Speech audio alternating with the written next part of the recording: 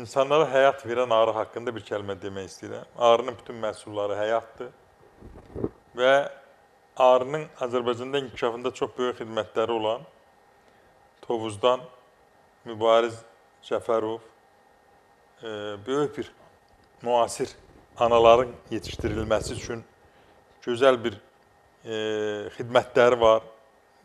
Özünün bir xüsusi təcrübə mərkəzi var. Onu təbrik edirəm. Ona alim adı verildi. Doktor işini müdafiə elədi arıçılıq sahəsində. Polad bəyə təşəkkür edirəm. Əl-ələ verib Tovuzda böyük bir məktəb yaradıblar. Və təbii ki, düzdür, ki mən də faydalanıram. Ancaq arı həyat deyinişdə nədir? Arılar yer üzündə kəsiləndən 3 il sonra həyat məhv olacaq insanların həyatı. O böyük bir mənadır. Kiməsə qəribə gələ bilər.